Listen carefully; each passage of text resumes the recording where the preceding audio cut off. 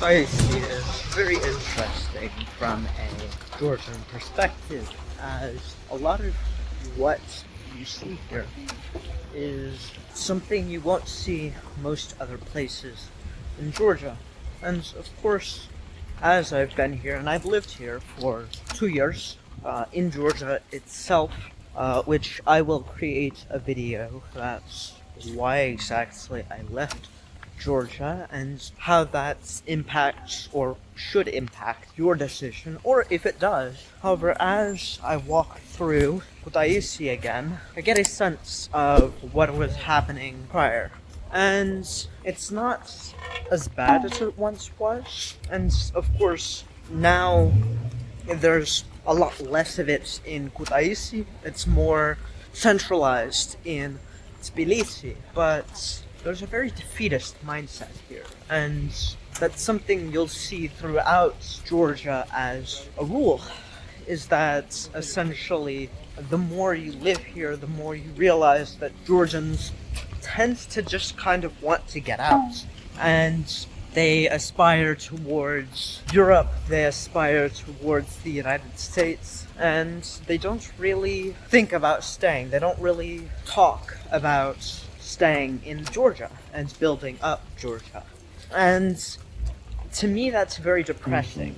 You know, living in a country that the people don't even really have any aspirations to obviously stay.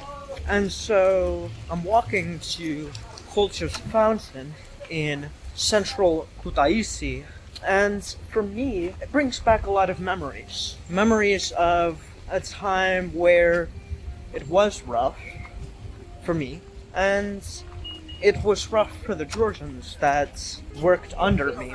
And additionally, as I come back, I realized just how much aspiration and desperation there was to leave. Now, I am very connected still with Georgia in a variety of ways. Some I can talk about, some I cannot. However, as I walk around and I look at the cities I once lived in, it makes me reflect a little bit. And I think it's good to reflect in this regard. And of course, I apologize for some of the speaking. Georgians are very social, and that's something that I do like about this country, is the sociality of the nation.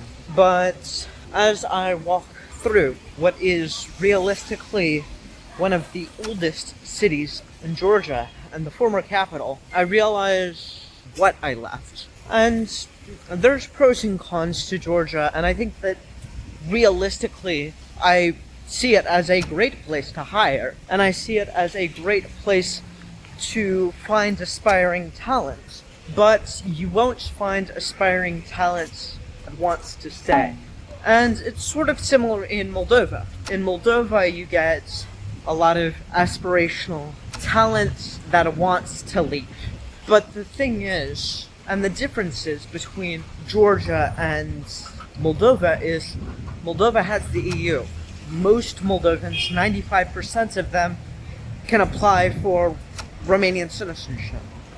Georgia really doesn't have that luxury, let's say. They have instead a gridlock where it's essentially bound by the fact that you aren't able to leave, so you end up resenting a country you live in. And it's somewhat depressing for sure, and as I spend more time here, I'm starting to get some of the same feelings that I did. Of course, it's not all the same.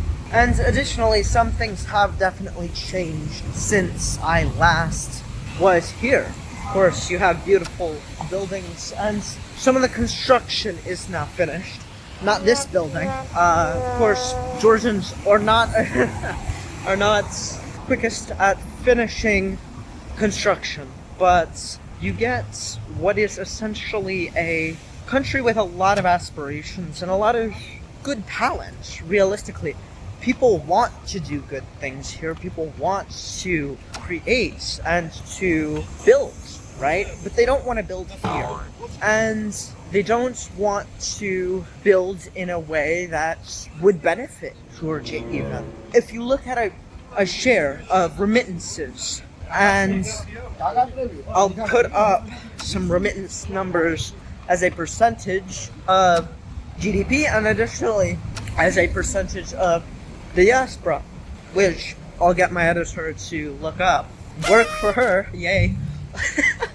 But it's much lower than places like the Philippines, where my editor is from.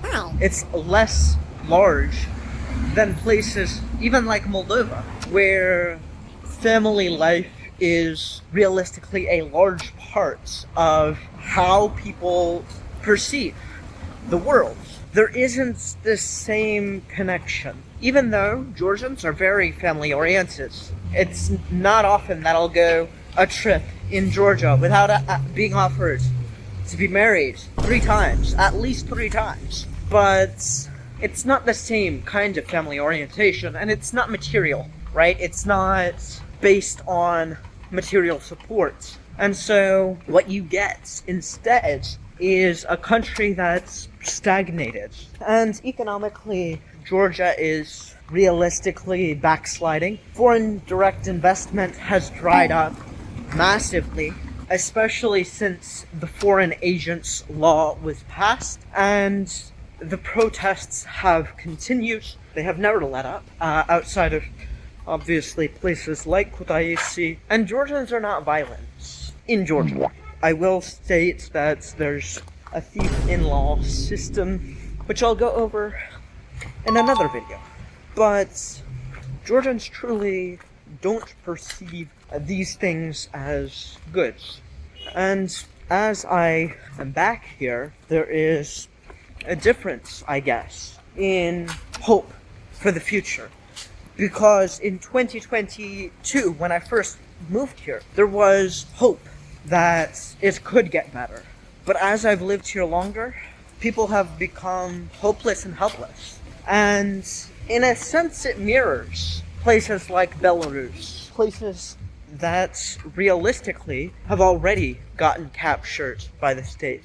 And so it's with this that, of course, you should be looking into things very carefully. And if you need on-the-ground research for your company or your life, feel free to contact me in the link down below. There's a one-on-one call, absolutely free, for 15 minutes. If you liked this video, feel free to toss a like on it. If you really liked this video, feel free to share it with your friends. If you want to join me on this internationalization and globalization journey, feel free to subscribe. This has been The Traveling Report, signing off.